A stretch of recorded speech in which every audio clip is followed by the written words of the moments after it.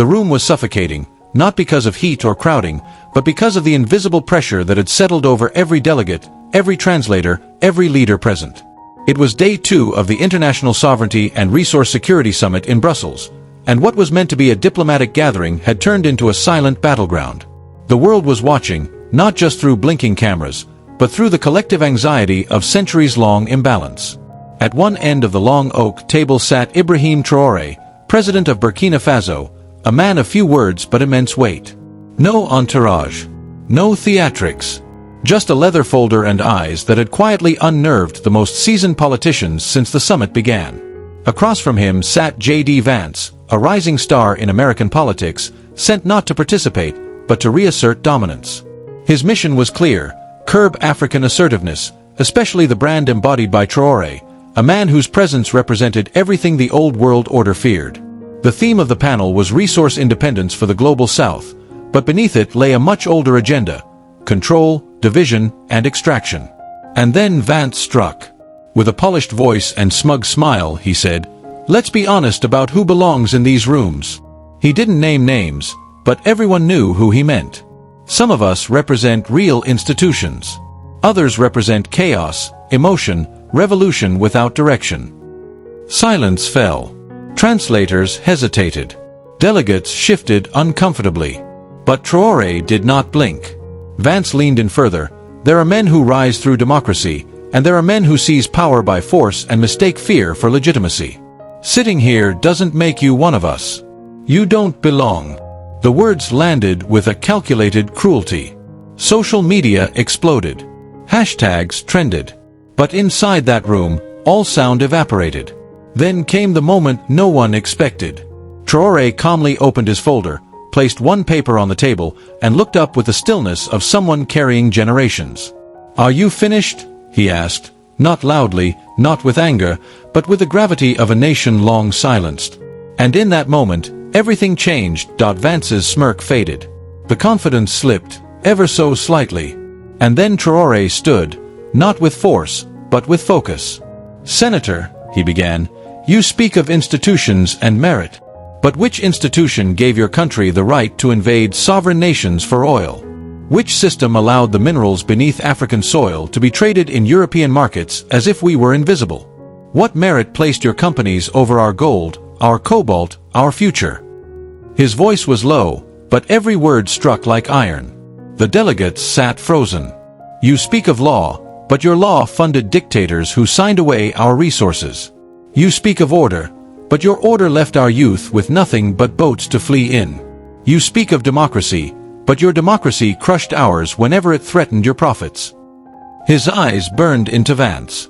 "I did not rise through your system because your system was never built for us to rise. I was not elected by banks or think tanks. I was chosen by people tired of being treated like pawns in someone else's game." The weight of his words filled the air like smoke. "You fear our voice, not because it is chaotic, but because it is clear. Because it reminds the world that the empires you built stand on graves, and the wealth you claim rests on the broken backs of those you never listened to." The summit chamber was silent. The microphones, the cameras, even the translation headsets felt irrelevant. Traoré's voice had broken through a global illusion. And then he said it, "You ask if I belong? Senator, I belong here because my people bled for this seat. Not to join your club, but to hold you accountable. I don't come with permission. I come with history. And I'm not here to be accepted. I'm here to make sure the next African leader never has to ask again." And with that, he sat down. No applause followed. No dramatic music. Just the sound of a paradigm shifting. Across the world, young Africans watched in silence, and then with tears, then with pride. Because one of their own had entered a room built to exclude him, and made it his. Not by shouting, not by begging, but by speaking with the calm fury of truth. Ibrahim Traoré had not just answered a provocation. He had declared that Africa would never again whisper in rooms it helped build. And the world had no choice now, but to listen. His voice rose just enough to carry the weight of generations still buried beneath foreign boots. "You say I seized power," he said, with a slight tilt of his head, not in defensiveness, but with the calm defiance of someone who had watched too many liars rewrite too many truths. As if power in Africa is handed down gently, like a baton in a fair race. No, Senator. My country was being hollowed out, looted by foreign interests from above and local collaborators from within. My people were dying, and while they bled, the world didn't send help, it sent consultants. It didn't send compassion, it sent conditions. He took a single deliberate step forward, not toward dominance, but toward history. I didn't seize power. I stepped into a vacuum left behind by decades of betrayal, of manipulated elections, of aid laced with strings tighter than chains. And you say I don't belong in this room. He paused, eyes sweeping across the table, taking in every uneased glance and flickering camera. Let me tell you something, Senator. I am still standing. After colonization, coups engineered by foreign hands, after so-called development aid tied to your markets, after being lied to in French, robbed in English, and betrayed in silence, I am still standing. The words didn't echo, they stayed, like smoke that wouldn't clear. Some of you entered this room with bulletproof cars and diplomatic immunity. I walked in with scars. My nation is poor in dollars, yes. But we are rich in memory. And in case you forgot, memory, not money, is what keeps people from repeating mistakes. My people remember. The room was hushed, not in fear, but in reverence. Traoré gently tapped the paper before him. This, he said, now looking Vance in the eye, is the mineral rights contract your administration pressured us to sign 2 months ago. We said no. And now I understand why that disturbed you. Vance opened his mouth to interrupt, but before he could speak, the moderator, clearly moved, raised a firm hand. Let the president finish. And Traoré did. With the calm power of a courtroom stripped of lawyers, but full of witnesses. His fingers rested on the contract like a man placing a gravestone. You talk of institutions, Senator. You love that word. But let's ask the real question.